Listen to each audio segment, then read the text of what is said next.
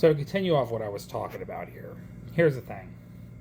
The establishment for decades, the Democratic and Republican establishment both, have propped up terrible candidates for decades. Okay? And sometimes don't even vet the people themselves.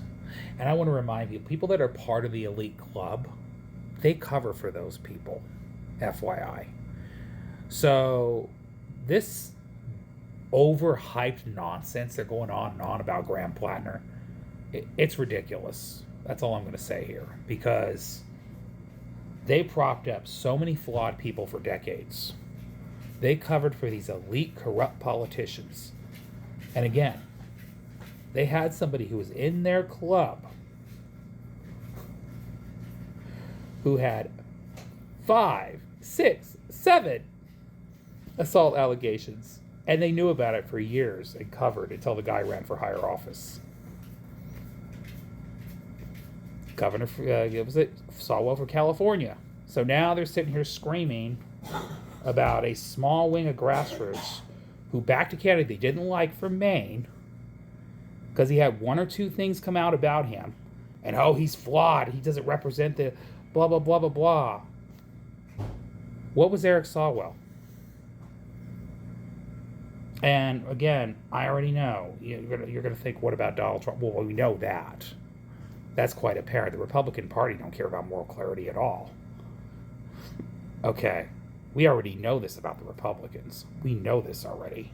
They don't care. And by the way, the noise from the Republicans about Graham Plattner, save it. Okay, we're not buying the BS.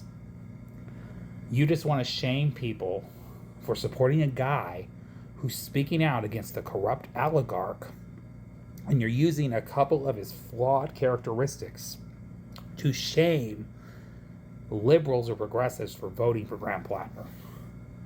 And now that he dropped out in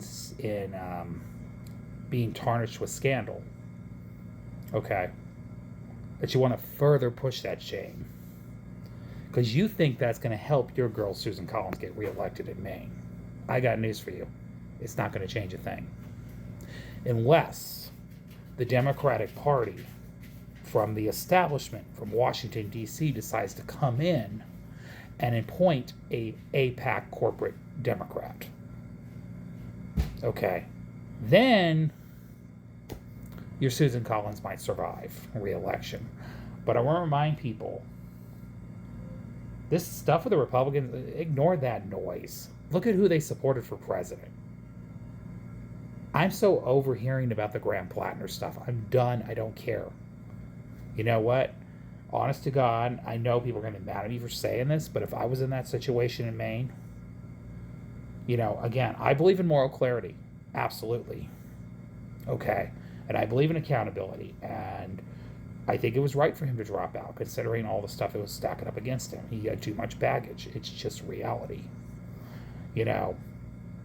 And he obviously has a checkered history of women. We know this. It's problematic.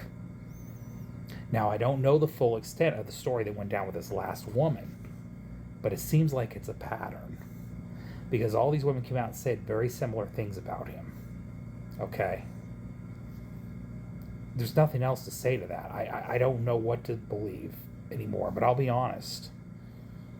Considering what the Republican Party represents and considering what Susan Collins has voted for throughout her career and what she represents as an establishment crook, I still would have supported Graham Plattner. And you guys come out and shame us left people all you want. I don't care. Because at the end of the day, he would have supported the things that we care about. Do I think he had character issues? Absolutely. But so does Donald Trump. So does everybody in Congress right now. So, again, I don't excuse it. I think the Democrats should vet better candidates. I think the left should have done a better job vetting their candidates. I don't disagree with that. But, that's why this stuff should come out early. And that's why you got to vet people ahead of time, because that way we avoid this nonsense. But I want to remind people, Boehners voted for what they thought was a real human being. Voters are not voting for a clone in a lab. They're voting for someone who's willing to fight for their everyday needs and speak to their issues. That's just reality. Okay?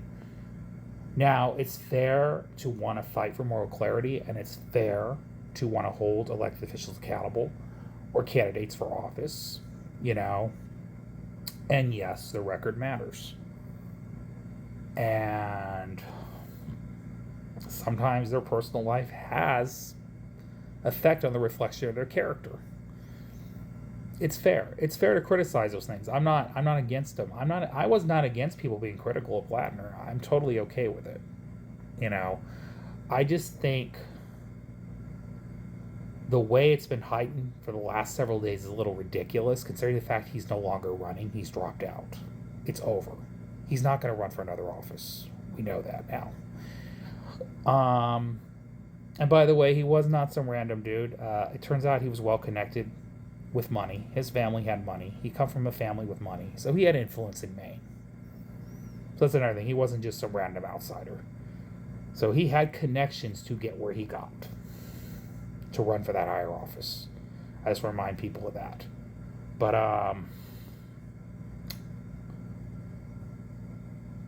you know, a new person will step up.